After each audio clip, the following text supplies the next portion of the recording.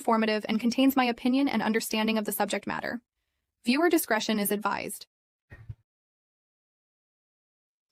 Hi, everyone. Welcome. Welcome to the show. Thank you, everyone, for coming in. We have a fabulous guest tonight. We're going to, I know whenever I talk about this stuff, I'm always coming from the psychological side. So we're going to bring on an ex-law enforcement officer who's going to help us do it tonight. And Thor always has to make his grand entrance. So that was Thor in the background like usual. But here goes Daniel from Drunk Turkey. Hi, How's it Daniel. going? My dog's like going crazy over here. Thor's like, you got to announce me too. Well, happy Thanksgiving. I haven't seen you in a minute. Hope you Yes. had a great Happy Thanksgiving. Thanksgiving. Yes, I did. It was nice. Thank you. I hope you did too. Thank you. I did. It was a great week. You know, I had a whole week off from work and stuff. And so, you know, my team didn't win right now. So that's kind of a little bit of a downer. But outside of that, it was a great week. Same thing happened to me. It happens.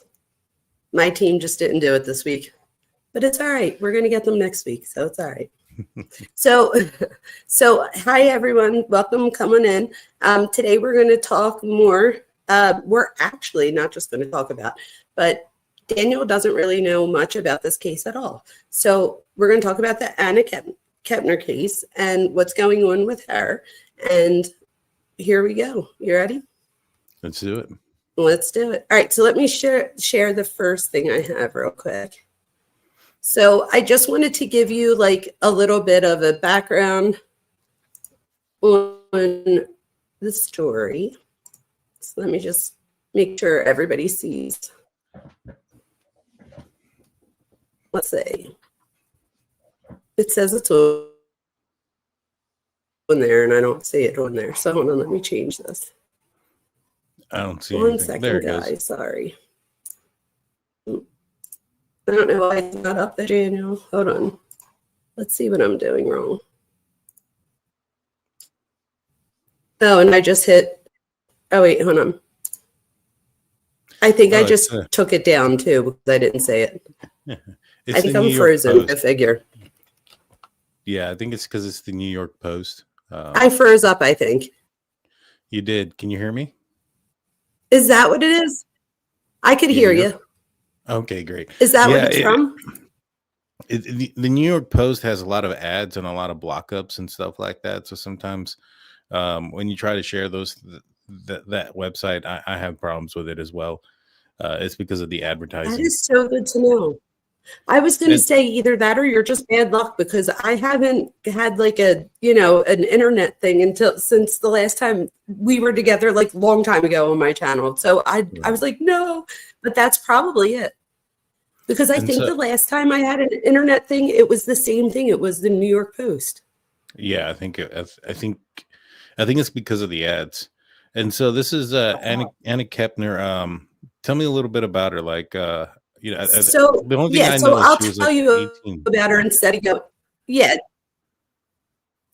18-year-old from Florida cheerleader. She was killed in the cabin of a cruise ship.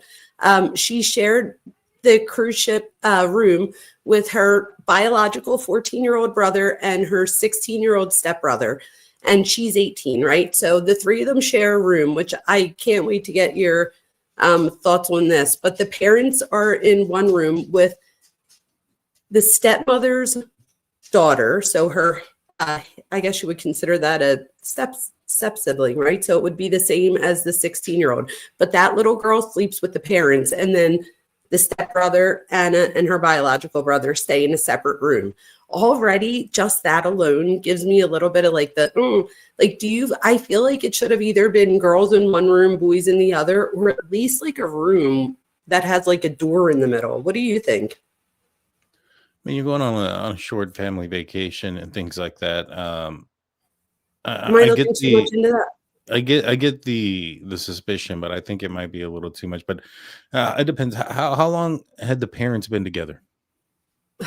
Okay, so wait, I'm going to show you a slide. I have a slideshow for you, Daniel. So maybe I should put that up so I could show you. Yeah. You know I have a slideshow. All right, so hold on. Let me put my slideshow up so that I could show you this because I think this will help like keep me in a pattern too.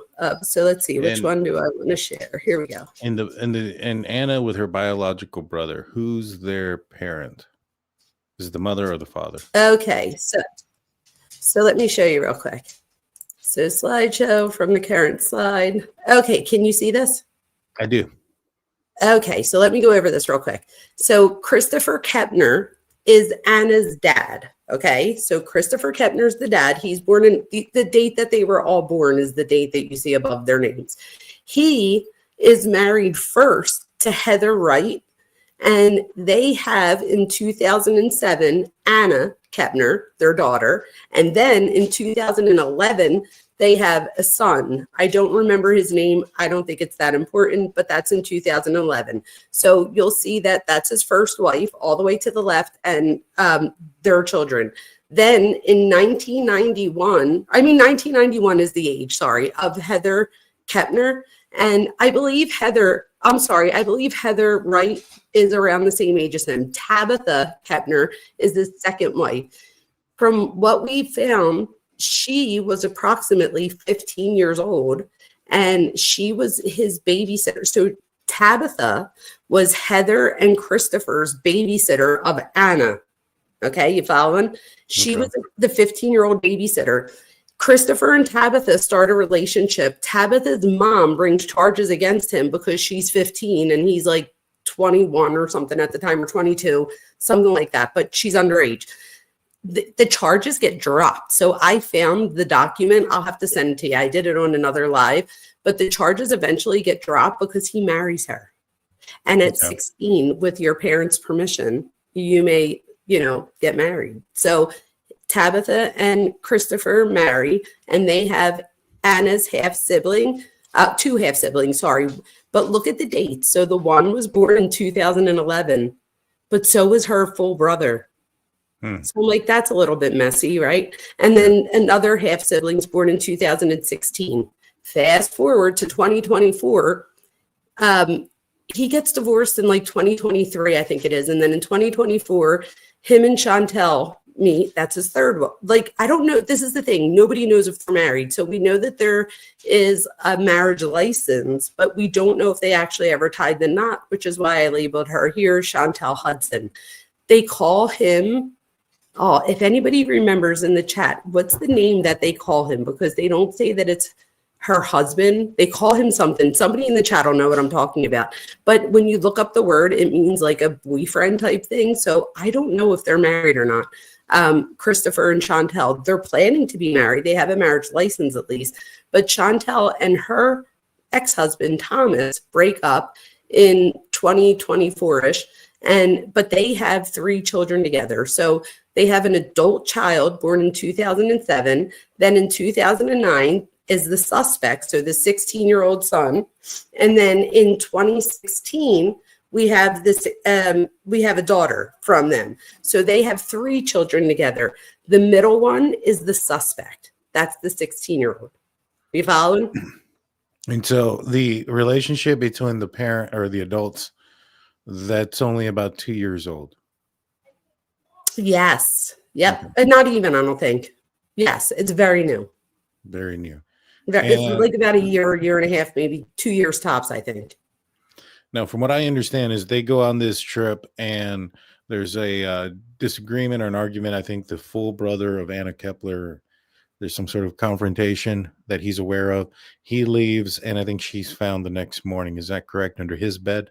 So what happened was he comes to the room. So she was, they were all at dinner together, and apparently her braces were hurting. So she said she was going to go up to the room to go relax. Like her braces were hurting. She just wanted to go upstairs. So she goes upstairs.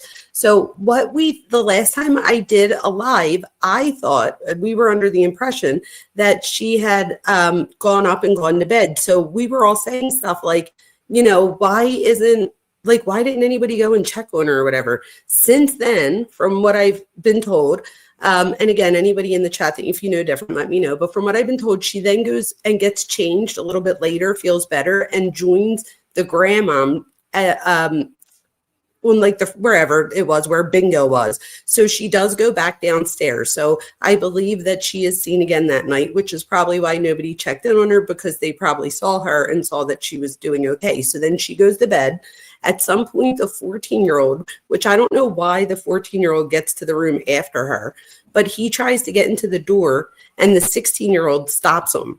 And he hears arguing. And the next day, in hindsight, he said that he heard like moving of furniture, but he didn't really think anything of it that night before. So he told him to like go away and come back in a little bit or whatever. So he does. And he was probably afraid of him. I mean, who knows? And he's probably like kicking himself now. He's going to have trauma now forever because of this.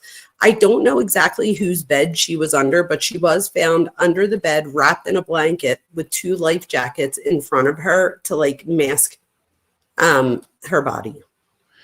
Gotcha. And where was this cruise coming from and going? Oh, that's a good question. So the cruise was coming, let's see. Oh, I didn't have it here. I thought I had it here. So it was supposed to go to Jamaica. Okay. And because of the storm, it did not make it to Jamaica. Instead, it rerouted and went to Mexico. So it was supposed to go to Jamaica, but goes to Mexico instead. The trip was not over on November 9th. I believe it was another day or so, like the trip, which I could be wrong, but I know the trip was coming to an end. It was like a 6-day trip and they were on like day 5. So maybe it did go to the end, but she dies on the 7th and they don't dock until the 9th. But since then, again, I've heard that they have like morgues and stuff on a boat. I had no idea.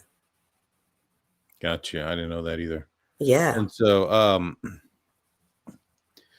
does anything happen like leading up to this? Like, is there any reports of disturbances or fighting or anything like that?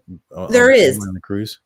Not on the cruise, but about 6 months before, Anna has a boyfriend who they break up, and he apparently says that he was supposed to go on the cruise, but that he doesn't go on the cruise because they break up. So what's its face? So he doesn't go on, but he says like 6 months before he was on FaceTime with her. And you know, the kids, how they stay on FaceTime, they'll fall asleep with each other on the phone. That's not abnormal. I'm sure my daughters do it. But she apparently falls asleep. And at some point he hears something on the phone. So like he's looking at the phone and he says that the 16-year-old stepbrother comes in her room and gets on top of her. And he says something like, "What are you doing in here? Like, get out of here." And the kid runs off. But it wasn't until he says something. Okay. So there is that. Mm-hmm. So, but on this trip, there's not any report of anything else between the family members? Not that I know of. I don't know if anybody else knows of anything else. I'm not sure, but no, not on there. I don't think so. But I don't know why they had him staying in the same room with her. Like, I don't understand that. I mean, it wasn't just them two alone, right? No, there was the 14-year-old brother, but I don't know. I mean, maybe she didn't feel uncomfortable, or she would have said something. I don't know. Maybe it's just like my mom's senses jumping in. Like, why didn't somebody? I don't know. I didn't like that she was in there with the 2 boys, and also even just for the reason of she's 18, so my daughter's going to be 18 in a month. I would feel bad leaving her with a 16 and a 14-year-old because I wouldn't want her to feel like she's responsible. You know what I mean? Yeah, I mean, maybe. I don't know. I've gone on trips and, you know, had my kids who are about their age now, but and they're all girls too. So it's a little bit that's what I mean. And it's not a step. There's no like step sibling. Like, I have 2 daughters and I would let them stay in a room together at 18 and 22. But when they were younger, even if I let them stay in another room together, there's always those rooms that have like the door in between. Right. No, I get it. I just don't know how how much these cruises cost and the they are so much money. You're right. You know, in the situation, I wouldn't be surprised if a lot of families bunker, you know, male and female siblings. Although I know and I understand the optics behind it, but if there was a problem and there had been a situation leading up to the cruise, then yeah, 100%, that's a bad idea. You shouldn't be putting them together. Had there been a bunch of issues with this young man, like in school, things like that? Does he have a past? We don't know a whole lot about him, I think, because he is a minor. Gotcha. So I think that's a problem, right? So I mean, it's a problem for us to right, for us that are yeah, you're right. I guess it's not for really law a problem. enforcement, but No, yeah, you're right. for Yeah, us, you're yeah, it definitely is. no, that makes sense. Law enforcement knows what they need to know. But her cause, so they do have a cause of death. So it was ruled a homicide already. So I would expect, in my opinion, that there has to be, I would think, charges coming soon, because there are cameras everywhere on the boat. So, and you have those key cards to get into your bedroom, right? So every single time you leave, you come back, anything, it's all going to be documented. So it should be there what the little boy says, that he tries to get in and that he's, turned away, and then he comes back. And he literally, like, imagine that. He comes back, the room's dark, he goes to bed not knowing that his sister's under the bed. That's insane. That's like, insane. what a piece of crap. That is. And now he says he doesn't remember anything. So that's the defense? Oh, wait. He just doesn't remember. The 16-year-old apparently says he doesn't remember what happened. Okay. And he was also, as soon as the ship docked, he went to like a psychiatric, he went into a facility. Interesting. And now he's staying with the mom's relative. Did they all live together before the cruise? And so that's interesting. So what we found through court documents on the last live I did is that Chantel and her ex were arguing a lot because, over like custody and stuff like that. Well, she winds up leaving. I don't know exactly where they were from, but she winds up leaving and moves to where Christopher lives, and in Brevard County. And what they found was, she says in the court documents that she had better financial opportunities out there, like for a job, and that she also had better schooling for the kids, and that's why she wanted to go. And the judge says it's okay. The husband is okay with it, whatever. She goes out. But in the court document, it says that after 1 year, if she does not have better financial situation and the kids better schooling, that they would go back to the dad. So that's where we're at around now. So on the 5th, there's a court hearing. So there's like a custody battle going on the side, and she's trying to get a gag order now. And she's also trying to put all of the court proceedings on hold because she's saying that her son is a possible suspect in this crime, and that she doesn't want to, mess with. She's just, I think she's coming up with a reason not to have to, to hold off on that court date as long as she can for whatever reason. I guess because maybe she doesn't want them to have to go back with the dad. And her have to choose to stay, if she wants to stay there with Christopher or not. Where's the kid, the suspect now? He's with the mom's relative. So no charges have been brought up, right?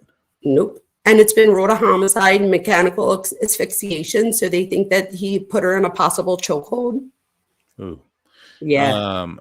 Who's investigating? Which would say that he came from behind, right? Or that he got her from behind, probably. I would assume. It could be a lot of different things, from behind, from the front. It depends. But who's filing the charges once there are charges? That's a good question. So right now the FBI is investigating, but that was a good question. So that was a question I had the other night, is who's going to, who takes over? And I'm not really sure that I know the answer to that. I know that the FBI is involved because it's in international waters. Yeah, that's an interesting thing, because if it happened in international waters, what jurisdiction does the United States have?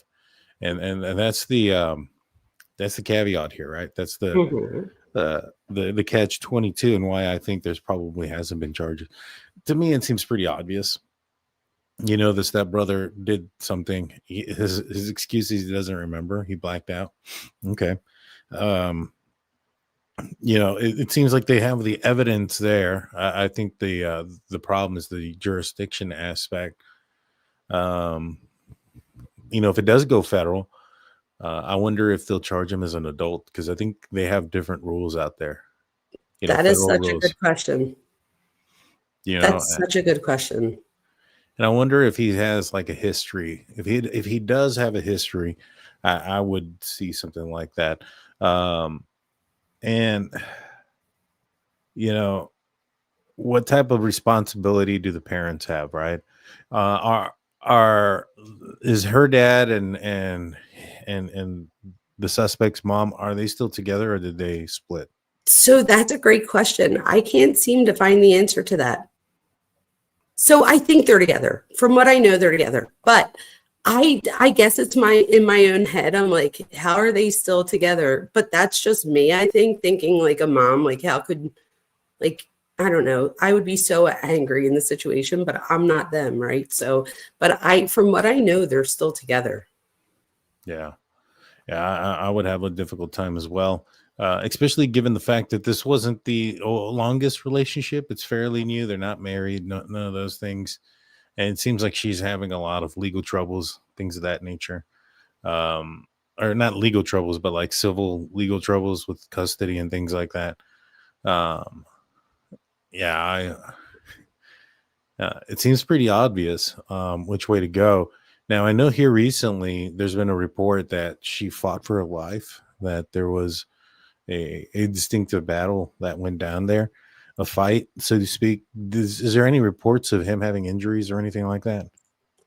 So that's a good question. I don't know if there's reports of him having injuries, but it's ironic that you said that because I think I do have on here that, excuse me, signs of concealed. No, that wasn't it. But anyway, I know I have somewhere here that she did. I also found that she fought, obviously, unfortunately, he winds up overpowering her. But there's conflicting reports of what she was wearing at the time. So they said that it wasn't an SA. At the same time, I want people to remember psychologically that SA, a big part of that is fantasy driven. So even like with Koberger, I totally believe that that's a sexually motivated crime, even though he didn't get to act anything out in that moment. It was still a sexually motivated crime. So I wouldn't be surprised if we still see, and again, this is just alleged, you guys, I'm just saying in my opinion, I wouldn't be surprised. From what we hear, there are reports that this stepbrother was obsessed with her. And that's another reason why I'm like, why did they let them stay in the same room together? And I just don't think that she thought anything of it. Like it was her 16-year-old stepbrother. Like, I don't think she was scared because she would have said something, I'm sure, maybe she wouldn't have, I don't know. But the grandparent seems to think that, like, she didn't seem like she was afraid in the moment. But at the same time, now hearing from the boyfriend, and he's like on camera and stuff, he's given interviews and he's coming out and saying like, oh no, there's something wrong, because he finds out that the kid's mom is trying to get a gag order. And he's telling a story, like, to anybody that'll listen, about the stepbrother getting on top of her and that she was afraid of him and that he was obsessed with her. So I don't know what we're going to find here. Interesting. So there's conflicting narratives. Yeah. Yeah. It's also interesting that she's the one that wants the gag order too. Yes, that is interesting. And at the same time, in the court documents, she like recognizes that he could be a suspect in this crime. So it's actually in the court documents already that he is a possible suspect in the crime. And his dad, so Thomas Hudson, her ex-husband, is like furious because he feels like his 16-year-old son was put, like, that the parent that Chantel made really bad decisions that put him in this situation type thing to begin with. That's bull crap. And I don't buy that. He's blaming the mom for putting, a male and a female in a room together. And that's the reason why he took her life. Well, just the whole thing that she should have never moved from them, that, like, just everything, that she's made a series of bad decisions. And I'm like, I see I'm sure he feels like if he was around, that wouldn't have happened. But I agree with you. I don't think that that's the case. I think we most often find that that's not the case, that it still would have happened. Yeah, maybe perhaps the fact that, if they had an ugly relationship, if he, there's a lot of things that, that we can, that you probably want to go back and look. What's the reason behind the the broken family? Why didn't the marriage between them two work out? Was there things that he was seeing or behaviors in the room or in the family that he was acting out with Anna that ended up resulting into her death? It's real quick to point a finger real fast, for that guy to do so, to blame the mom. But something like this is probably on both parents. They probably both, throughout that kid's upbringing or showing, something. Not saying that evil kids don't exist or evil people don't exist, because evil people were once kids. So not saying that they don't exist, but a lot of times, the environment in which they are brought up also has an effect or a toll on their behavior. And, I don't know. He's already going on there saying, "Oh, it's her fault, this, and this," and blaming her, for his son's action. Sounds like he's skipping out on some accountability, for one, on his son's part, and two, what else did he blame her for during the relationship that turned the relationship sour, that maybe So, had an effect on the son? so the older son, they have an adult son, and Uh-huh. apparently there's court records of the adult son like jumping out of the car. The mom goes Yeah. to pick the adult son up from his girlfriend. Like the adult son wants to stay with his girlfriend somewhere, like live with her, and because the mom wants to leave to go with Christopher. So he winds up staying with the girlfriend at some point. But there was like a big argument apparently between the adult son, Christopher, so the new stepdad, and the dad, Thomas, so his real dad. So between the ex-husband and the present husband of Chantel. So there was like an argument apparently between the oldest son, so the adult son, so not the suspect, his older brother, who's an adult and was not with them. He apparently like does his own thing. But apparently there was it said something violence between Christopher, the oldest son, and the dad. But then there's other reports that the oldest son said that didn't happen. But I've seen more things that said that it did. And I saw it. It's at least alleged in court documents. Mm-hmm. There are so many alleged court documents. You have to see the court documents. I did live the other night. I went through, in case anybody wants to watch that. I went through 24 new documents that we found. And wow. There's so many. There's even a document of, and this is like recently, I believe, that there's a GUN or whatever, that there's apparently Chantel's holding on to a 22 or something. And this other woman is trying to get it back. And she's like, she winds up having to take her to court because Chantel's not giving it back. It's just like this whole thing. Like this woman has a lot of like troubles around her. Interesting. If you look. Yeah, it's very interesting. But you asked about why did they break up, and I believe Chantel and her husband Thomas, it said irreconcilable differences. I can't get that word out. But then if you look at Tabitha, so I believe that if you look at Christopher, his first wife, I believe that marriage ends because he winds up having an affair with Tabitha. This is allegedly, you guys. However, there are court documents to back it up. So I don't know if I have to say allegedly, but just in case. But and then it says for Tabitha, when I read their dissolution of marriage, it said for that the husband, even in a custody thing, it said that the husband was violent and emotionally and physically abusive to her and the kids, and that she was asking for supervised visits for him. Interesting. Isn't that interesting? That is.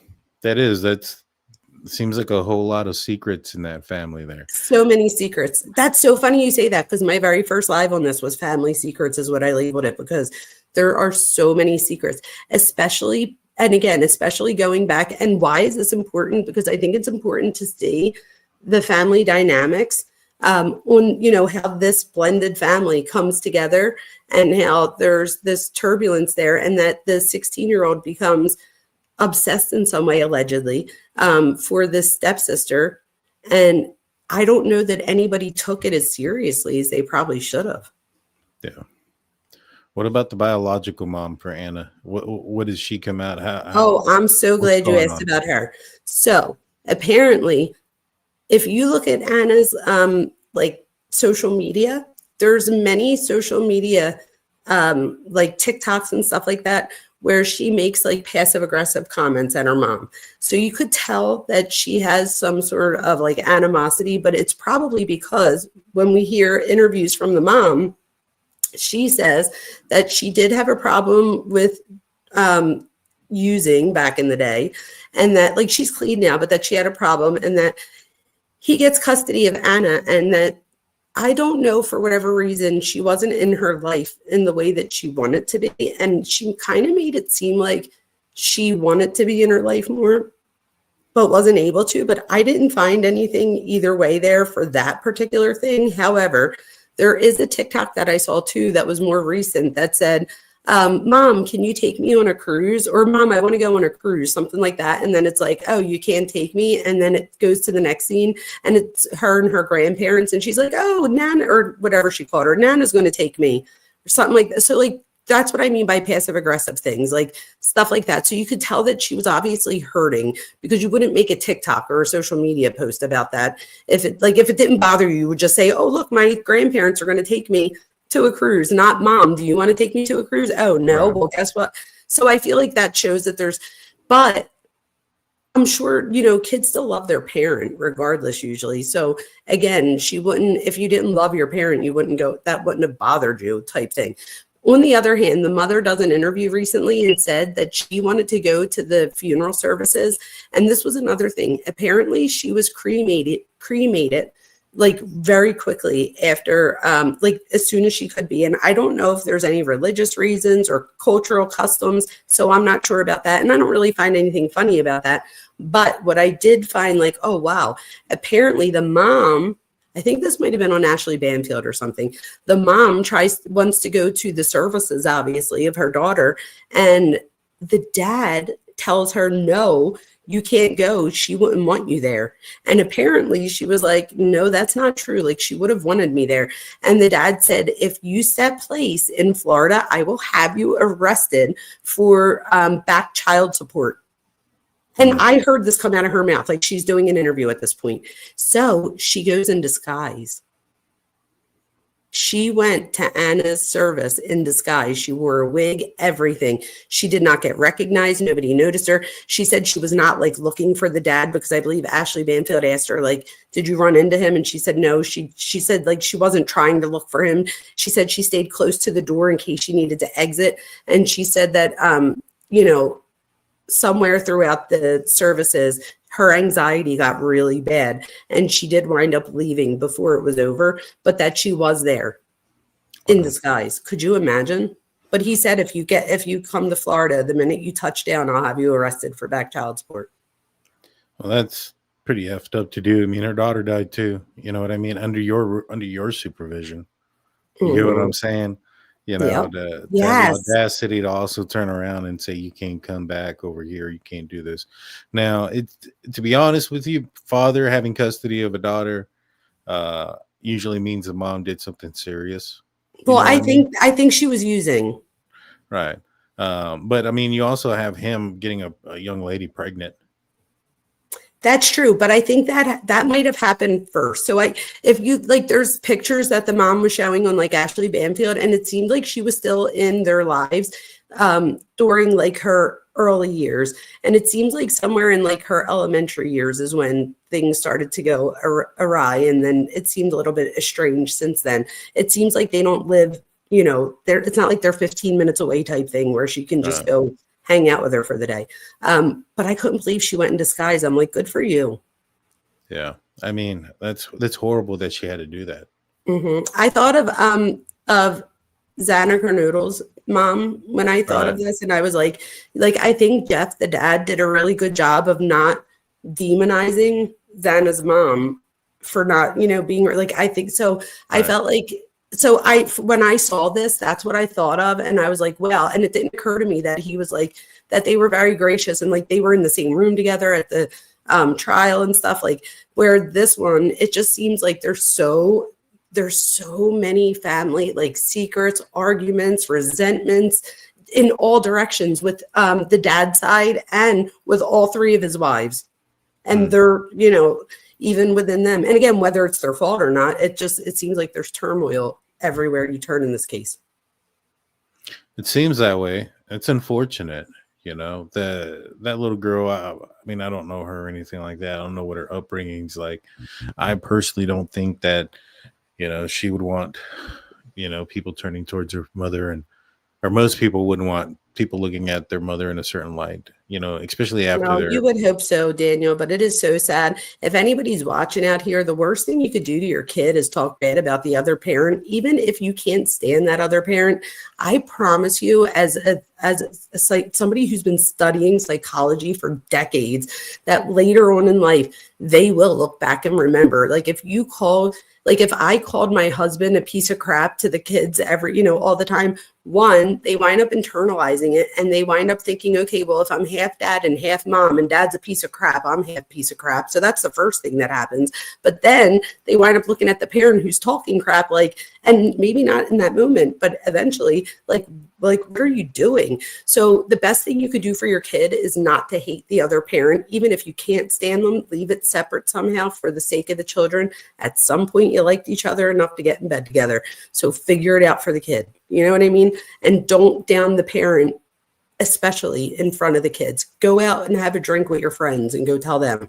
But don't do it in front of the kids or where the kids can hear, because they will internalize it and you will regret it later in most cases. Mm-hmm. Don't you agree? No, I definitely do.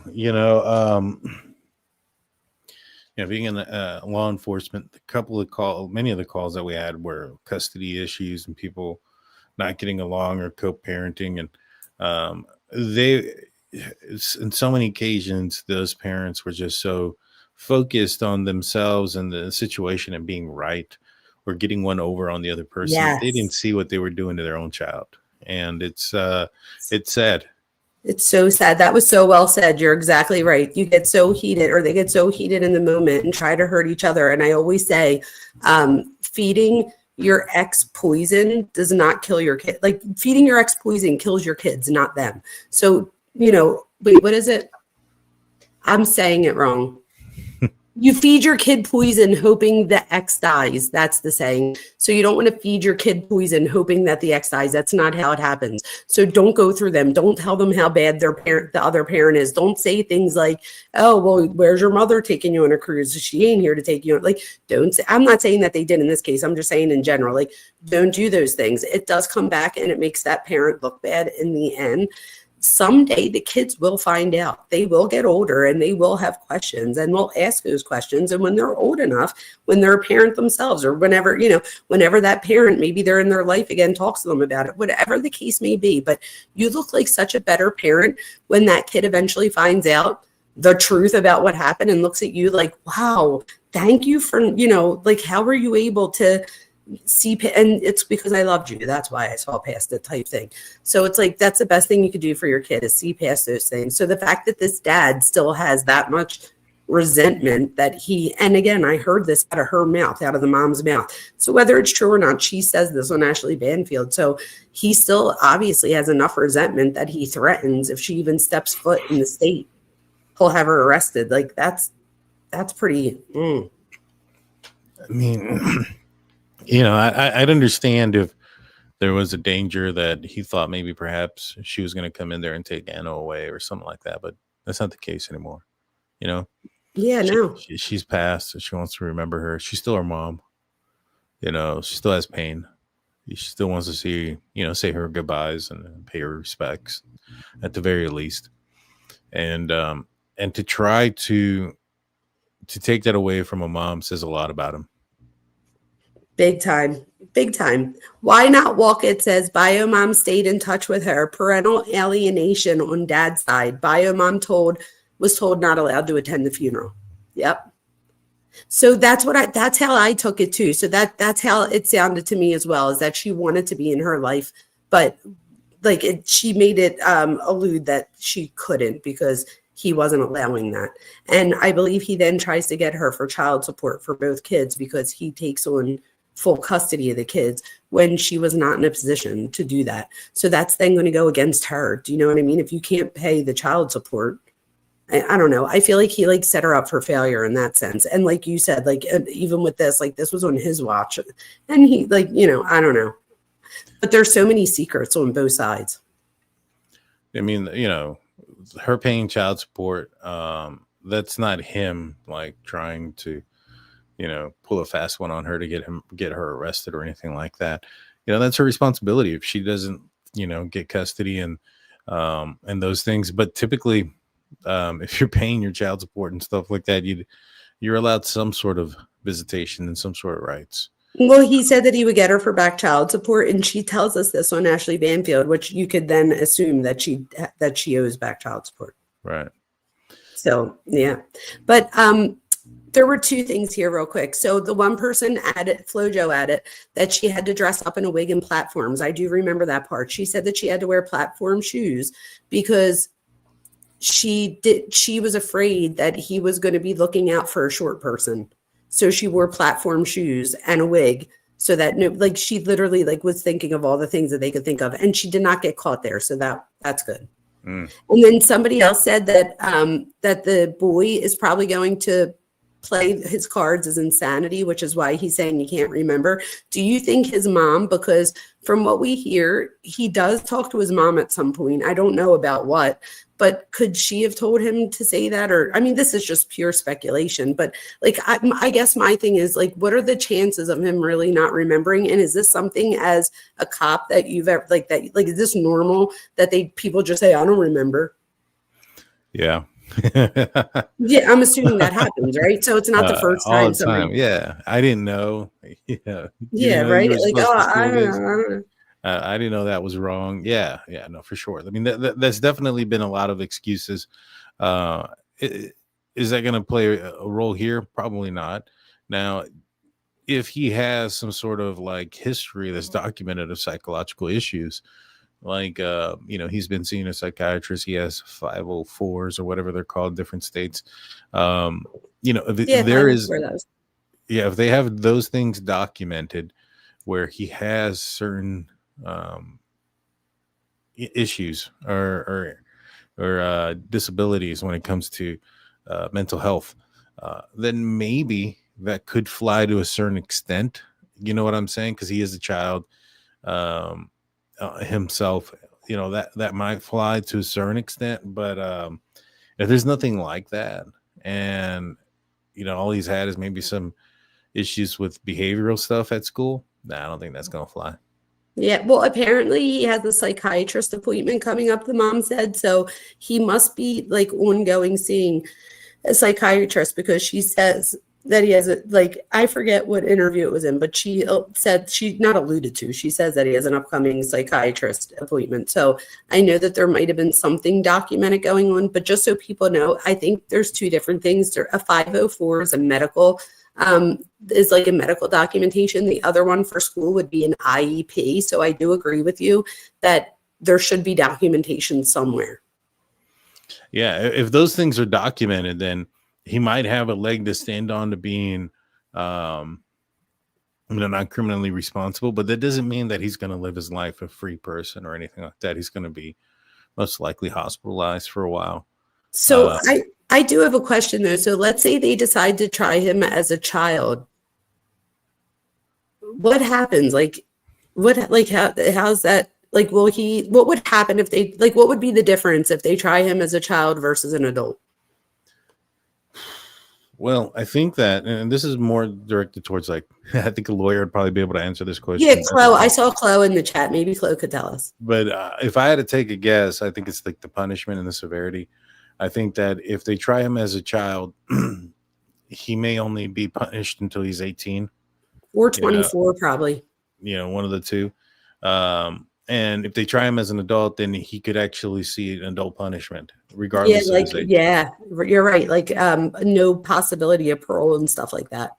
Well, not necessarily that, but like, for instance, if he got like 15 years, he's not going to get out in 2 years because he turns 18. You know, he's going to serve the majority of that 15 or whatever it is that he serves. However long he gets, it's federal, but what state do you think this is going down in? Like, this is, you know, is he going to be seeing a federal judge in Florida, Texas, Louisiana? Again, I don't know. Is this going to be federal or state? I'm not really sure who's going to get jurisdiction over this. And are we looking at more than? Well, no, I guess it will be. Where did they leave from? What did they? I believe Florida, but somebody tell me if I was wrong. I think it was Florida. Okay. I'm like 99% federal, sure. but I'm gonna look this up because like I honestly do not know like international waters. No, please do that. And in the meantime, I'll tell other things that I have here. So there's a lot that we still don't know yet. We don't have toxicology, which I don't even know what that would even mean here. I mean, other than the fact that if he has a defense someday, he could try to use that. But I don't, in my opinion, that's not, it's like irrelevant in my opinion, but that's my opinion. We need to see the surveillance timeline, which there will be, because we know that there's video all over the ship and with the cards and stuff. We need more witness statements, interviews with the minors. I heard that the interviews were done with like detectives as opposed to like forensic psychologists. And I hope that that's not the case. Only not that a detective can't do it, but a forensic psychologist that specializes in doing child interviews asks different questions in different ways because they don't want to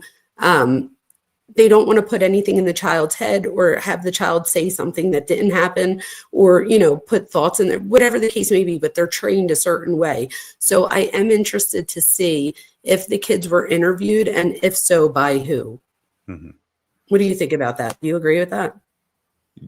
Or do you think that detectives can also, I mean, I'm not saying that detectives can ask those questions, but I feel like there's a different type of training for forensic questions of children.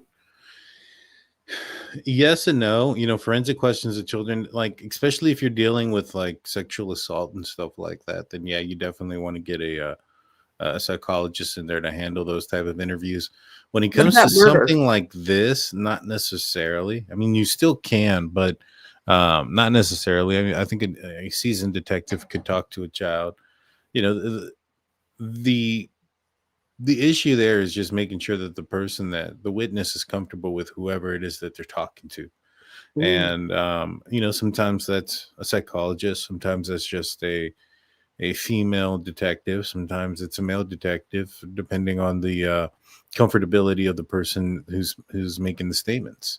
Doesn't a parent have to be present too? Or not present? Don't they have to know and give their consent? I don't know if it's like that in every state, but it depends on the situation and things like that. Most of the time I would say yes.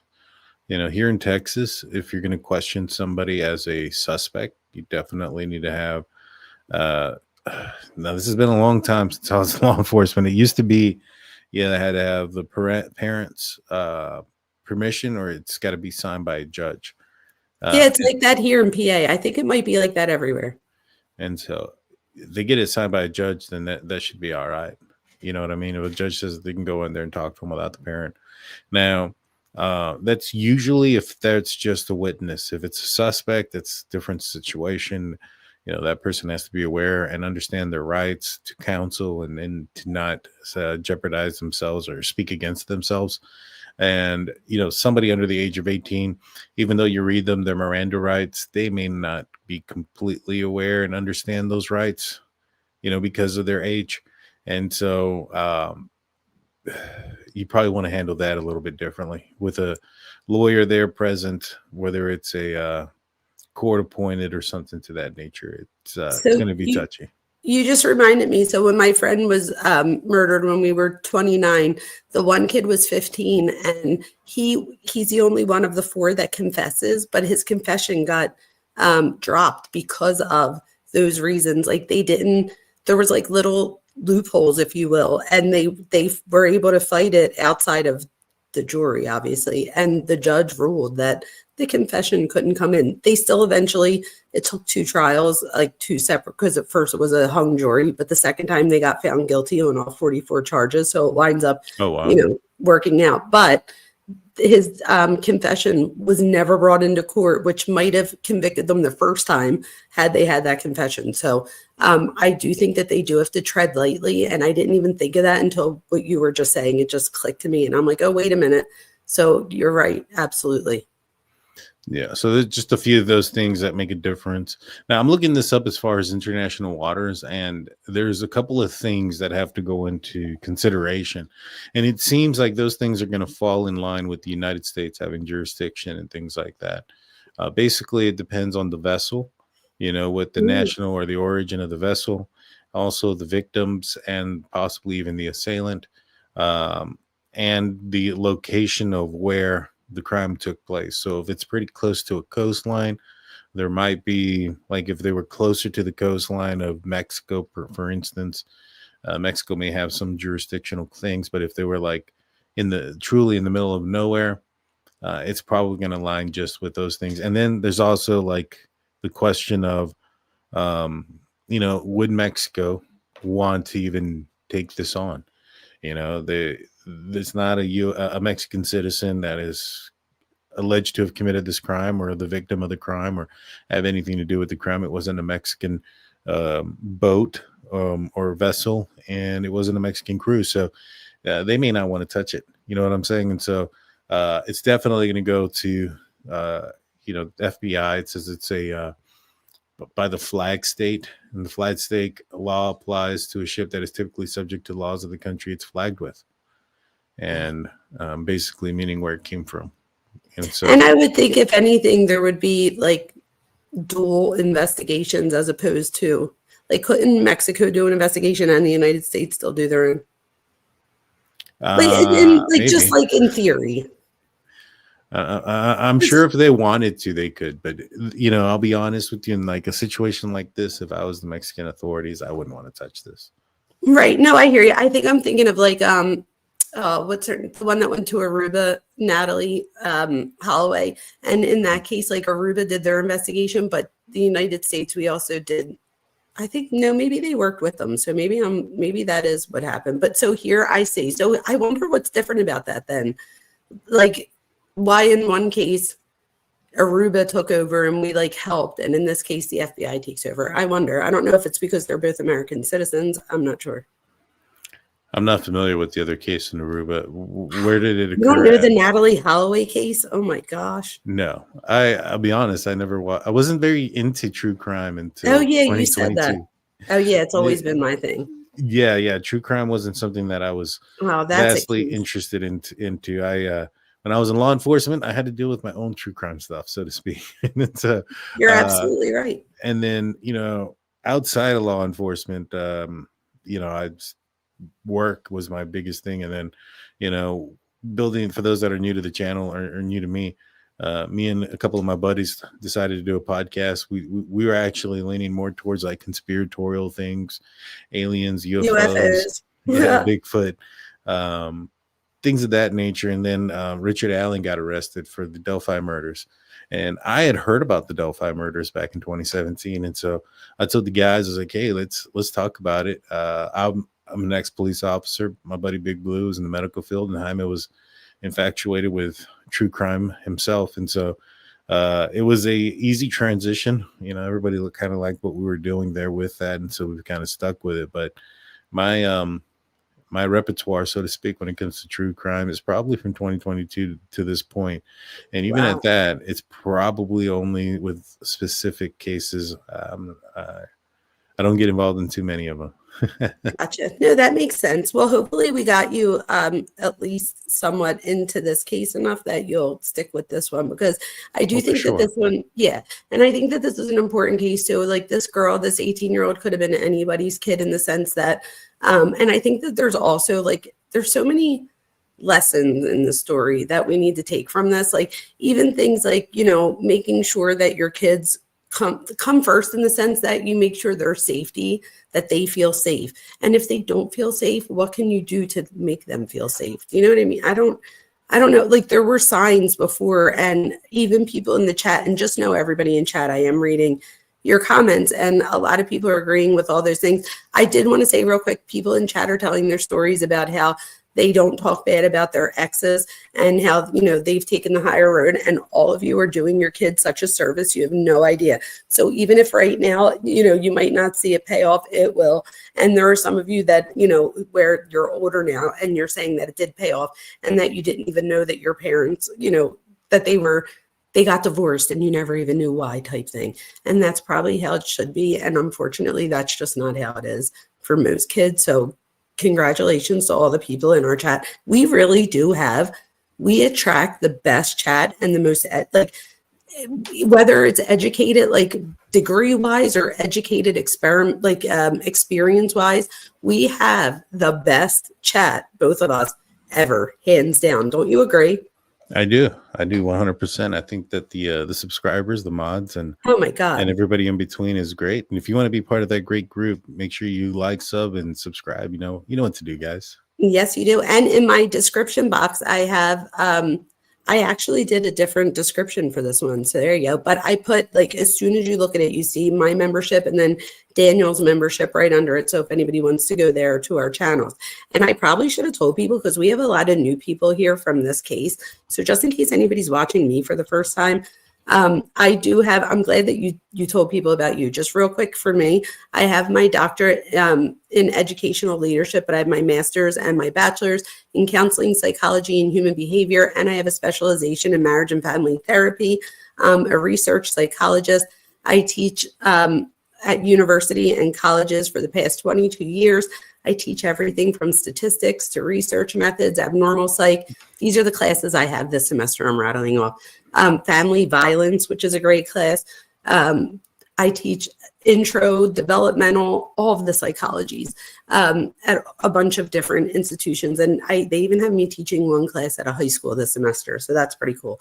But I teach a lot. So I'm always working. But my semester is almost up, which means that I'm going to be spending a little bit more time on YouTube. So that's good. But if anybody has questions for me or Daniel, please put it in the chat and I'll try to put these up so that we can answer them. A few other things I saw was people are discussing about how nowadays it's more of a 50-50 with mom and dads when they get divorced as far as the kids and stuff like that. So I think that that's a positive outcome, where before, I think when I was younger, it was unheard of for the dad to get custody in my generation. If dad got custody, everybody was like, what did mom do, type thing, where now it's more 50-50. And I think that the courts are finally realizing that having the parents in the child's life is in the best interest of the child. Yeah, no, I agree. I definitely agree. Chloe mentioned something. She said, yeah, tell me. The FBI currently retains the investigation. In my opinion, they'll retain the case, but there's a possibility they could hand it over to Miami-Dade if better suited. I think that could be one of the reasons why they haven't charged or arrested the guys, because they're trying to figure out who's going to do the charging and arresting. That's interesting. I think that's a big part of why this might be taking a while. And Travis, our lawyer, says the Federal Juvenile Delinquency Act, the JDA, gives federal authorities 3 options when juvenile violates federal criminal law. If he is going to be charged as a juvenile, they can keep it federal. Oh, okay. Or turn it over to state. Or hold on, Travis, I'm getting there. Here we go. What's it say? Oh, no, that was Extreme Blonde, not Travis. Sorry. Oh, no, Travis, I don't know where the rest of your thing is. Maybe other people were, over to the state. And then it says, or they. And Travis, when I find it, I will find the other part of that. But so what Travis is saying is that if they keep it as a juvenile, then the FBI could keep the case. Oh, here you go. I found it. And then it says, or they were in international waters more than 3 miles from the coastline. So maritime law says that the country of the ship's registry, so Panama, or ship's base of operations, USA federal. See, this is why we have the best. And look, and then Chloe's jumping right in and says, children may not speak, and this is our other law friend, children may not speak with Ellie alone unless they've been given an opportunity to speak with parents or an attorney, either offered to consult with the parents to read their Miranda rights. So there you go. Yeah, right? it's pretty it's uncommon to speak to a juvenile suspect, to be honest. It's hard, because of the everything that you have to do to speak to that person. Because they don't understand like an adult would. You know what I'm saying? They don't Hmm. have that cognitive ability to say, all right, I understand that the words I'm going to say may be used against me. And and they may not also be able to explain themselves correctly, and so um, a lot of people look at certain individuals in these other cases that are adults who maybe aren't the most intellectual persons in the world, and yet they hang on every word that they say, and when they Daniel speak, Margot. could be one. And when they speak, a lot of people look at them as if they were, the expectation is that they're supposed to speak very well educated, and every word that they say is 100% accurate.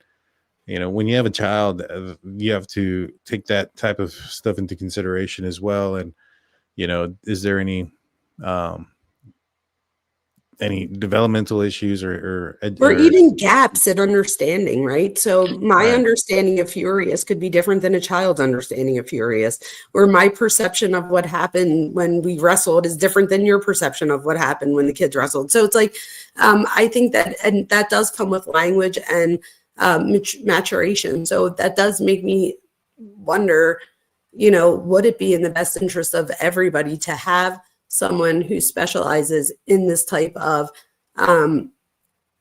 not interrogation, I guess interviewing, if that would be beneficial to everyone, you know, yeah, because we're talking about minors, other than Anna, who unfortunately is passed.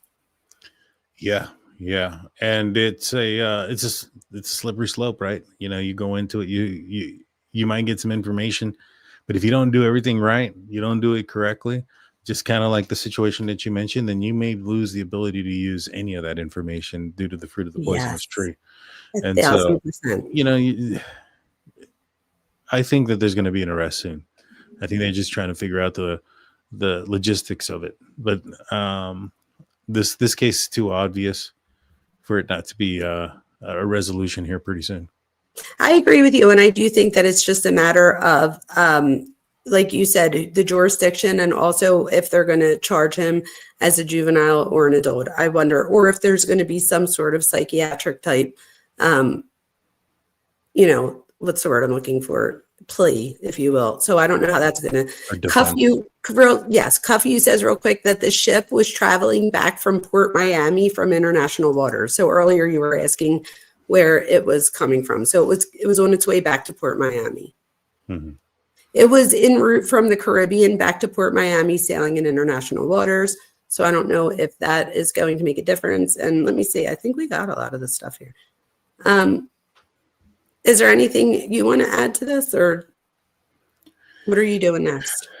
What I'm doing next is I'll be off tomorrow because I'll be talking about my Steelers who lost, and it's very disappointing tomorrow. But if you want to catch my football talk, I'll be on a show called The Steelers Hangover on a channel called Steel Curtain Network. Go check me out there tomorrow. But on Tuesday, I intend on coming back out on Drunk Turkey or DT show and talk more about the Summer Wells case. Are you familiar with Summer Wells, the little girl that disappeared out in Tennessee a couple years back? So I am. I'm familiar with the case. However, I did not get into it as much as other cases, but after like thinking about it, I have like done some research on that case. So I do know what's going on. I think that there's a lot of, I don't know. No, maybe not. I don't know. Do you think there's similarities between that case and Jack and Lily, or no? Some. I think there's some. So I it's think there's not some. crazy for me to make that little bit of a connection there. No, I don't think so. But I would say that those two cases, if you look at it from the outside and you look at some of the superficial things or some of the big picture things, the fact that um, in both situations the dogs only went out to the driveway, as far as the scent, although those were two different types of dogs searching for two different types of scents. But if you're looking at it just kind of briefly overview, you might see, oh, well, there was a dog that had a scent to the driveway. You have two parents also that passed polygraph tests, and you have a missing girl in a rural area, little girl about 5 years old. And in Jack and Lily's case, 1 4, 1 6, so just outside of 5 in a rural area as well.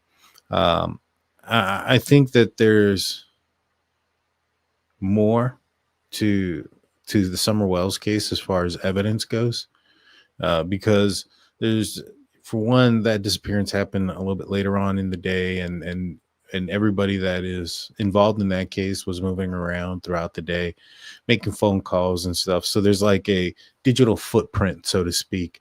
But could that be because there wasn't, like, could you say that that could be different than the Jack and Lily case? Because in the Jack and Lily case, didn't they not have like service?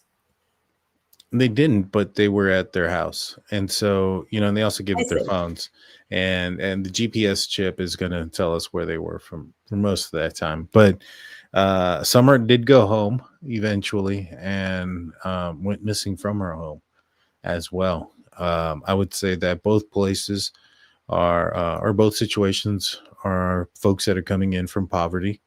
And I know a lot of people would look at their living conditions and their situation and the aesthetics of the area that they live in and say that that's deplorable or concerning or some of these other things. But some people are just poor, and now with Summer Wells and Dawn Wells, I'll say that there's some major red flags there. But and I have my questions about that case. But they've recently done a search about 10 miles away, and on a property that has to do with some folks who may have been in that area during that time, some tree trimmers and things of that nature. And so that's one of the things that I'm going to be talking about.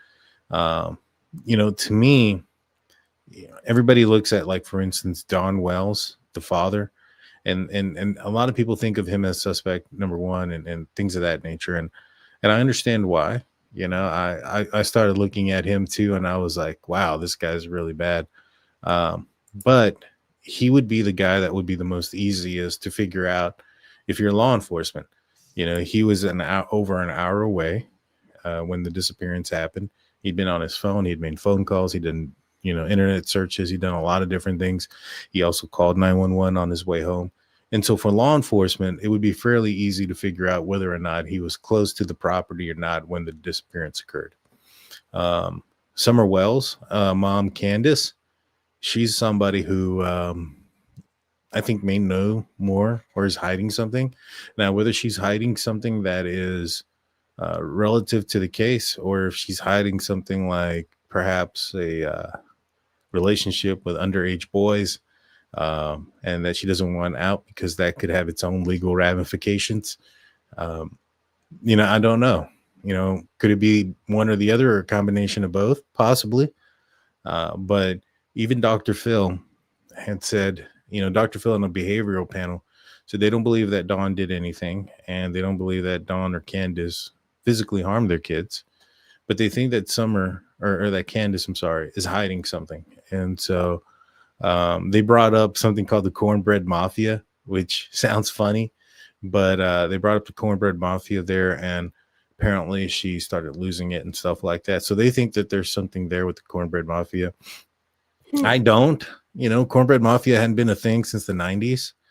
But could there be another criminal organization in the area that was trafficking drugs or people that may have had some sort of involvement and that she's aware of, and that may have had the reason for the reaction? I think that's possible. But we talked quite a bit about it. I'm still learning a lot about it, though. Didn't they take, or am I wrong? Didn't they take lie detectors? They did, and they passed it. Yep. And they turned over their phones. A lot of the same stuff with like Daniel and Malaya, where, going back to what you were saying, some similarities. Dr. Phil says it's impossible based on where they were. Some of the things that they have put out there, them being TBI, which is Texas. Wait, what was impossible? That Don would have been physically possible to have physically been there to have done something to his daughter. Don, okay. Yeah, the dad. Now, could he have arranged something to have happened while he was gone? That's a different story, right? That's not the same thing as him physically being there. But yeah, Dr. Phil was like, we don't think, you guys did anything. The body language people think that Don's telling the truth. Don says some weird things though. Like one of the weird things that he said, my jaw literally almost hit the floor when he said it. There was a picture of him, carrying Summer, and he's crying. And when asked about that picture was taken a couple of weeks before her disappearance. And when asked why he was so emotional, he said that he knew that he only had so much time with her and that her time was short at that moment. And that he was telling Candace to keep an eye on her because he knew something bad was about to happen. I was like, wow, that's insane. That was wild to me. Yeah, that's a bit much. It is. I'm gonna have to look into that.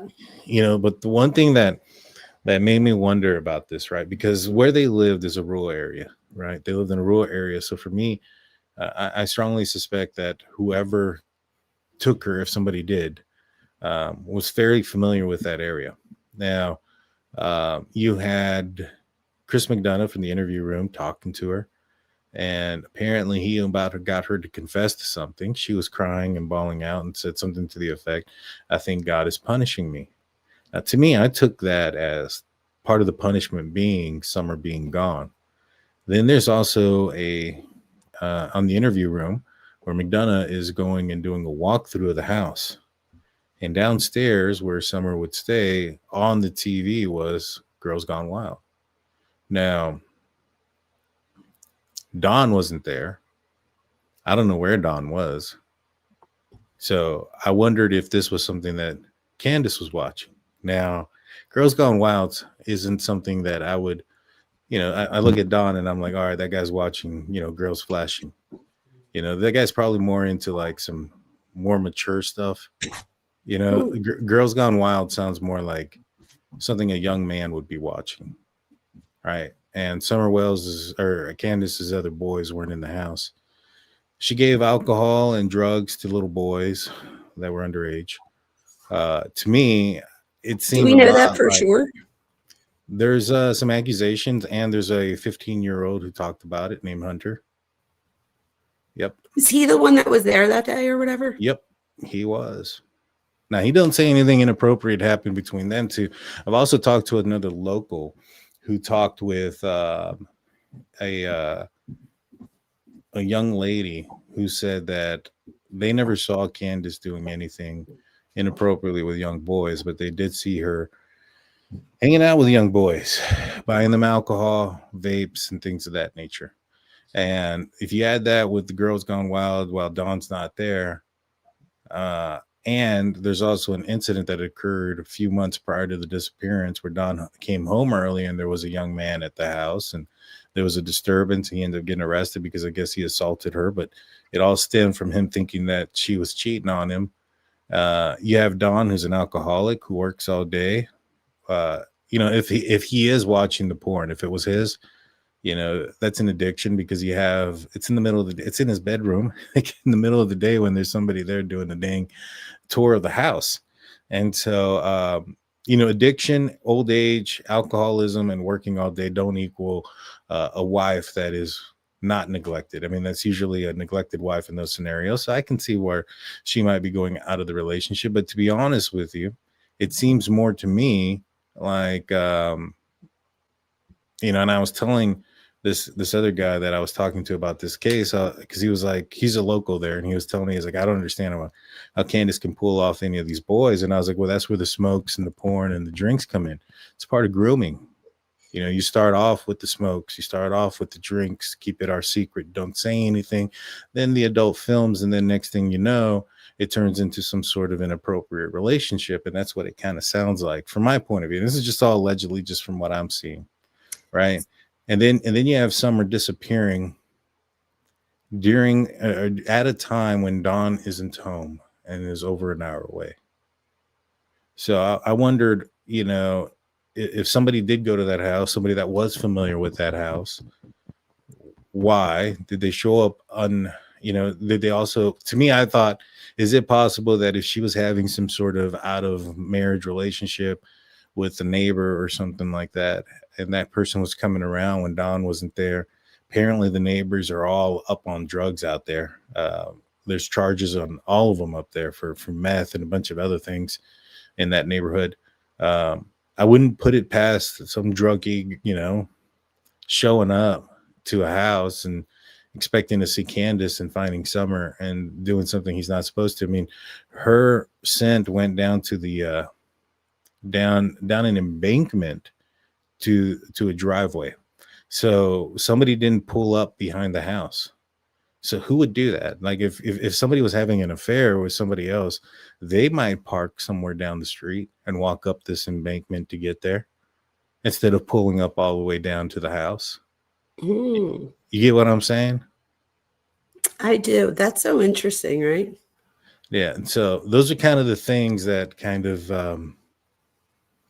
that I've so far.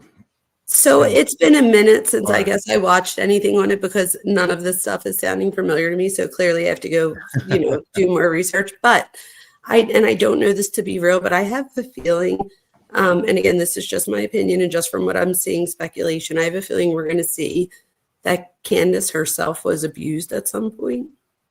Oh, I wouldn't be surprised. Because that would also be abusive behavior if she's then seeking out younger males too. It's like an Arrested Development type thing. So, and we see like intergenerational transmission of trauma. So but I don't know how that plays into this yet, but I will figure it out. I got to look into it for sure. Well, heck, next time I come out and talk about the Summer Wells case, maybe I'll bring you on and get your opinion on some of these things. Or maybe you could do what I just did for you here and get me caught up. I'll still look into it too, though. We'll see what happens. I'll definitely do that. I would like to, because there are certain things that Don says that I'd like to get your opinion on. Because, like for instance, one of the things he said was that he's going to see his daughter in the resurrection, and a lot of people are like, "Whoa, what does this mean? What does that mean?" And then I go through his podcast, so he has some podcasts that are out there, and it starts off with prayer and it starts talking about this or that, starts talking about what his interpretation of the resurrection was. And I think if you put some stuff through his point of view or perspective, maybe it doesn't sound as bad, but it's still, a lot of stuff still sounds pretty bad, but you got to factor it in with what the evidence says too. You know what I mean? That evidence. No, that evidence. But no, yeah. So I think that's interesting. A lot of people are saying real quick that, like, a lot of people are saying that they think that Don never proved that he wasn't home that day. Oh, well, I mean, a lot of people are going through with what Don said. I don't care what Don says. That's his memory and stuff like that. What it is law enforcement, right? He made some phone calls. He was on the internet. He was on Messenger. He was on all these other things. Law enforcement's going to be able to tell where he was. A lot of people say, oh, they can't get their timeline straight. Yeah, but I mean, they can't get their timeline straight. What does that mean? Who cares? Can law enforcement get their timeline straight? Now, there's a few things that you're expecting to see, right? Like, for instance, if Candace and Don didn't have anything to do with anything, you're expecting to see Candace's phone move around erratically once she realizes that Summer's gone. And that's going to give you a time frame. She may not remember exactly what time it was that she got home or what time it was that Summer went missing, or she realized that Summer went missing. But that phone is going to tell you. That phone's going to tell you more than anything anybody else is going to be able to say. You're going to see erratic movements back and forth up and down the property and things of that nature. You're going to start seeing the phone calls coming in. That's going to narrow down the timeline of when the kid went missing. It's not hard to figure out those type of things. It's just when it comes to like the true crime avenue of stuff, sometimes the only things that we have is their words, right? Their statements. And that's not all that's out there, unfortunately. There's much more, fortunately, actually, that law enforcement has at their disposal and that they've been looking at. And so for me, if it was as big of a question mark as it is, or if it was a big of a red flag about Don's locations here or there or whatever, law enforcement should be able to have figured that out by now and made an arrest. Now, TBI, which is the Tennessee Bureau of Investigation, recently come out and said that there's two theories. they either wandered off or somebody abducted them off the property. They didn't say the third theory was that the parents had something to do with it. Now that's coming from law enforcement, and that was recent. I think that based on the evidence and the information, they probably suspect that Summer probably wandered off and then got abducted. The house that was just searched, or the property that was just searched, apparently, for now, I'm trying to get this all down, but there was some tree trimmers who were outside of Summer's property. And two of these tree trimmer guys that were out there were hired on from this company that was working in North Carolina. So it was a North Carolina tree trimmer, but they hired some locals to work on the tree trimming.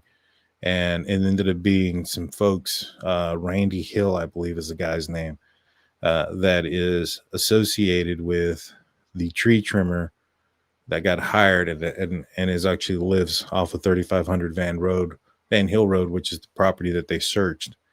And apparently, from what I heard, was that one of the tip came was that somebody saw Summer in the back of his truck. And so that's supposedly what the tip is. Now, I don't know. They haven't made an arrest. They went out there. They dug up a bunch of dirt out of his property. We'll see what happens. We'll see what happens. That's interesting. A lot of people are saying which phone, and like a lot of people are agreeing that Candace said that somewhere that she admitted that she didn't hand all the phones in. So I don't know what that's about. Do you? I guess I know that she had her phone, and then she also had her mom's phone. But all those phones were handed in. There's a lot of things that people say too, like, oh, like, I don't know. I didn't know if there was like a burner type phone. I didn't know if there was like a burner type phone that I don't know about or something. You never know. I mean, people that cheat, a lot of them have burner phones. So that's why I'm asking, because I've seen a lot of people asking about the phones. Yeah. But I don't know. I guess I don't know. Yeah. And so I'll look into it though. I don't think so. I think that I think Don said at one point, Don said that they had turned over their phones, and this was during one of his podcasts that I was listening to. And he said something to the effect that they had turned over their phones and that law enforcement told him that stuff was deleted. And he's like, I don't know how it was deleted, but they said stuff was deleted. Here's my theory on it. My theory is that they asked Don about his day, and he said, well, look at my phone. And they told him, well, all your stuff's deleted. We want to hear it from you. You know what I mean? I think that's what probably happened. And the reason why I believe that is because they did drop another email about this other person, and they're saying that the timeline doesn't make sense for that person to have been involved. I think that they've narrowed down this timeline. They have audio. I mean, they have video. They got phones. They got a geofencing of the area. I think they have narrowed down this timeline. We don't know when this happened. We are left with the questions, but I think law enforcement has narrowed down a timeline fairly small. Oh, that's interesting. Yeah, I strongly believe that. But yeah, I'll be talking about that on Tuesday. If you want to join me, that'd be great. Yeah, keep me posted. I'll definitely look into that. Even Barbara Hall saying that she had lots of phones is what they heard, and people are saying that she used burners. Somebody else is saying that they said that it was deleted from 3 to 3:30. That's what Don said. 3:31. That's what Don said in his interview that TBI told him. Are they still together, Don and Candace? From what I understand, yeah. They're just not talking. But people are saying that the interview room, that they have a lot of information over there too. I guess, didn't he do like interviews or something? Oh, dude, Chris McDonough has done a tremendous amount of work in this case. Interviewed Summer, interviewed Hunter. I mean, not Summer. Interviewed Candace. Interviewed that Hunter. Might have been what I remember is his interview with Candace. I think that's what I know about it. It was just from that, and it was a long time ago. So I'm gonna have to go back and refresh my memory for sure. Yeah. No, to me, there's also another PI that's involved in it, and I guess he's talked to some people, and it sounds like he believes also that Summer may have wandered off and then got abducted after she wandered off. Apparently, there's a lot of bad characters that live in that area too, for what it is. You know, there's this one guy who his name's Fred. I call him the Brad Wong of this case because he's a neighbor who had gotten arrested for drug stuff, had continually gotten arrested for drug stuff, had gotten basically caught lying. He was saying something to the effect that something about drugs that he was lying about. He's like, I don't do that. I don't mess with that. And then like 3-4 months later, he was arrested for like the selling of methamphetamines and stuff. And so all these things, right? That some of the stuff don't make sense too. And then even him, like he was also looked as a suspect in another person's death and mysterious disappearance. Wait, who was Don? No, Fred. Oh, the neighbor. Sorry. The neighbor, okay. yeah. Okay. Gotcha. There was another guy named Cotton who went missing in the area, and apparently he had just bought drugs from Fred, and they found him down a cliff, and there was a lot of people that were suspecting Fred of pushing Cotton down the road or down the hill or cliff or something of that nature. And so you have all these shady characters from Randy all around and Ziggy. I'm seeing all the Randy and Ziggy and Fred. They're saying Randy is on Ziggy's recording at Fred's place. And I think they're also the people that saw her in the back of the truck, one of them. I was reading it while you were saying it, but yeah, there was a lot of people. Yeah, Randy Hill is apparently the person that some people are looking at. And one of the weird things, so this will be the last thing I say on it because I'm going to try to save this for Tuesday. Yeah. Apparently he was nervous. Now I don't know how true this is. This is coming from a local, but that apparently Randy was nervous about the search, not because of Summer, but because of supposedly. Now this could be true that it's coming from him. This could also be just somebody saying this in a chat and people running with it. I have no way of validating this, but something to the effect that he was nervous because he had buried a motorcycle in some sort of like insurance fraud thing, and he was nervous that they were going to find that. And I'm like, well, for one, depending on how long it's been, the statute of limitations are gone. Two, that's not something that would be hard to find. I mean, yeah, it's not something that would be super hard to find. A metal detector is going to pick up that. You know, they're probably going out there with ground penetrating radars and things of that nature. If they don't find that, then that tells me that he's probably lying about being nervous about that. Right now, that's even true. I'm still trying to validate that, but the source that I had that from is pretty legit. And so they've been giving me a lot of information about this case. Wow. But it does sound like in the end, there's a good possibility that Summer wandered off and ran into a tree trimming crew, or at least one person from the tree trimming crew, and that person may have abducted her. And you know, it's sounding like that's at least a possibility. Oh wow. Okay, I'm gonna look into it. Yeah, I'm going to talk about it on Tuesday, so make sure you guys go and follow me on. Yes, everybody go follow Daniel at the Drunk Turkey Show, and please make sure that you guys are subscribed here too.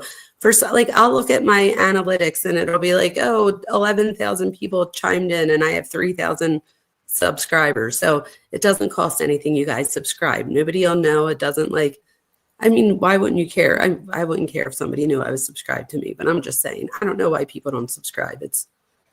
I don't know. I'm still new to YouTube, so I'm still trying to figure it out. I'm like, why wouldn't someone just subscribe? I subscribe to a lot of people. Aren't you subscribed to a lot of people? Just the best. Yeah, well, of course, obviously. There you go. But yeah, but thank you, Daniel, for coming. I really appreciate you. Thank you for having me. Absolutely. And I'm going to, after we disconnect, I have like 2 more slides just about like victimology, like psychology stuff that I'll end with. And then I'll definitely be in touch with you about Tuesday. Sounds like a plan. Well, guys, thank you for tuning in. Thank you, Daniel. You guys, I'll talk to you guys next time. Thank you. Okay, you guys, thank you to the Drunk Turkey Show. You guys are awesome over there. I just wanted to, I hope this doesn't disconnect the people from Drunk Turkey Show. But I didn't want to keep Daniel I didn't know if he'd be interested. So I just had a few other like notes and stuff that I made for the Anna excuse me, case. And I wanted to make sure that I went over some of these things. So just real quick, from a psychological standpoint, I think we need to remember that Anna was 18. She was in a transitional age where identity is still forming, emotional reactivity peaks, and autonomy is increasing, right? So we have to keep in mind the developmental period that she's in at this particular time, and even to see, you know, the developmental period of all the characters in the family. Blended family systems can create additional emotional layers. So we have loyalty conflicts, attachment shifts, sibling bonds, rivalry dynamics. There's just so many things that go into this. So we must remember that victimology doesn't tell us who did something. It just tells us the emotional environment that was surrounding them at the time of the crime. Also, just keep in mind things like Anna's cause of death. It was ruled homicide by mechanical asphyxia. So this requires proximity to the person. It requires continued force. You don't just die once you put someone in a headlock. You have to keep going for minutes and minutes and minutes. It often emerges from escalation. So I think that's the part that we need to keep looking for is, was there an escalation? We know about the time when he jumps on top of her allegedly and the ex-boyfriend sees it. Were there other things? And if so, what are they? And then what else do I have here? I just had like these little notes. And then how the body was concealed under the bed, wrapped in a blanket and topped with life jackets. I think that I should have asked Daniel this, if concealment is rare. I'm not sure, but I don't know. But psychologically, what does it mean to me? It means things like maybe the person was panicking. Maybe they felt a sense of guilt. Who knows? Maybe not. Fear of consequences. Emotional immaturity. They could have been dissociating, which could be why he doesn't remember. An attempt to delay the discovery, right? So because he had to know that they were eventually going to find her, right? So it was just a matter of time. So the choice of improving objects is also consistent with panicked, unsophisticated response. And then when it comes to panic, right, some of the indicators includes your hasty decision-making, poor planning. Also, this is due to a lack of an underdeveloped brain as well. So your brain doesn't stop developing your prefrontal cortex until you're like 24, 25. And that's the part of the brain that's involved in impulse control, decision-making, problem-solving, so on and so forth. Things like poor planning, using whatever objects are nearby are all things that we're going to see if somebody's in panic. Avoiding immediate contact with authority. So that could even be things like, staff that work on the ship, or even things like parents and other siblings. So anybody that would hold you accountable. Inconsistent storytelling later on is a big one. So this all aligns with cognitive overload. Remember, cognitive is your thought process, and then your fight-flight responses override your rational decision-making as well. So and an immature brain, I think this is why we're seeing some of the decisions maybe that allegedly the 16-year-old may have made. And then neurologically, again, we have that poor impulse control. I ever went over that. Let's see, that might be it. Oh, as far as the family, this is the last part. So blended families come with complex emotional ecosystems. So we have public statements describing Anna and her stepbrother as very close and two peas in the pod, and then other ones saying that it was turbulent. So I don't know, we don't really know, I don't think, exactly what the relationships were with all of her siblings.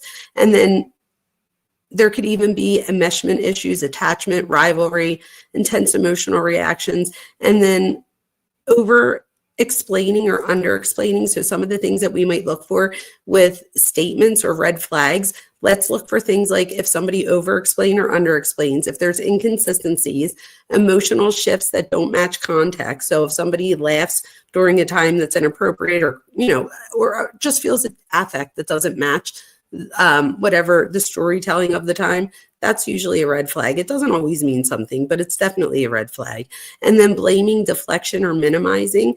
We saw this with the dad, right? So the dad of the 16-year-old is saying like that the mom made a series of bad decisions, which put the son in this situation.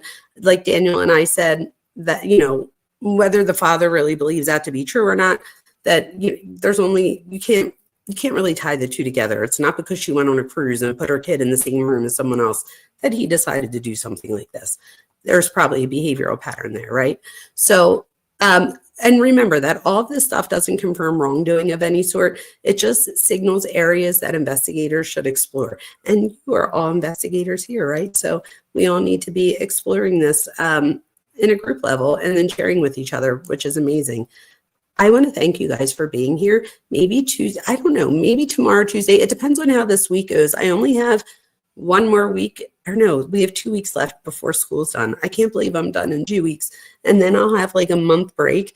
I'll be creating other course shells, but I'll have off. I'll be doing it from home, so less driving and stuff, so I can jump a little more. And then next semester, I think I told you guys, I made my schedule, and my university and colleges really helped me out on this. I made a schedule to where I could spend more time with you guys. So hopefully everyone, please subscribe. I don't ask for much, but subscribing really does help out small YouTube creators to help us get seen and exposed to other people. So you hopped over here so you could get a view too. Casey, you are just effing amazing. I can't stand it. Thank you. I appreciate you and everybody else that did that too. You have no idea. Thank you for doing that. And I appreciate all of you for being here. If I don't see you tomorrow night, I'll see you maybe Tuesday night over on DT's channel, and it should show up here too. We usually dual stream. Let me know in the comments what you guys want me to cover next. If something goes on, oh, I love you, Barbara Hall. If you guys have something that you want me to cover, let me know. If things go over well tomorrow, I might be able to hop on here, but I'm not really sure. Flojo, I want to punch you, Flojo. Thank you. I love you. And just know that when Italians want to, inflict violence, it's usually because we love you. So if we see your baby and we're like, oh my God, I could smash their face, we're just saying that that baby is adorable. So Flojo, when I say I could punch you right in the nose, it's because you are adorable. I can't even take it. I am so excited. Thank you so much, Flojo. And so everybody else knows, just know that every dollar that I get on here, I do put it to what I say I'm going to put it to. I kept my word the other night, and I got myself a really good deal on a new laptop. My brother helped me. It was $1,000 laptop. I got it for $340. I was like, deal, sold. And stuff like that. So I'm waiting for that to come in. So hopefully that'll up my stream a little bit. Maybe you guys will get to see me a little bit better. I won't look like a ghost so much. I feel like I'm so ghostly when I'm in here. I try to put on like makeup, but you can hardly see it because it just washes me out. But it's okay. No big deal. Thank you guys for being here. Thank you, Flojo. Mwah. You're the best. And Flojo, I just want you to know that I was part of the replay crew on your last few videos. So I was catching them last night when I was laying down. You do a great job. You all do a great job. Thank you so much. Thank you, Cuff You. Thank you, Harlot. Thank you, Truth. Any mod in here, thank you, Midwest, and all the mods over at Daniels. All of you are amazing. We really are blessed to have all of you. Sirius, my Prozac's in here. Kel, all of you. Thank you so much. Noro, Barbara Hall, everyone here that's supporting Casey. Thank all of you. I appreciate you all, and hopefully look out for me for tomorrow, if not Tuesday. Tally, thank you. There's a bunch of you. Why Not Walk It? All of you. Thank you so much. If I didn't get your name, I apologize. Joan Marie, I see you. I see all of you. Ellie, I see you all. If I don't hang up, I never will. So let me go. I'll see you later. Thank you again, JoJo. Mwah. I appreciate you. I'll see you guys. Good night. Thank you. Please subscribe. Please like, subscribe, and share if you enjoyed this so that I can continue to bring you content. Thank you so much.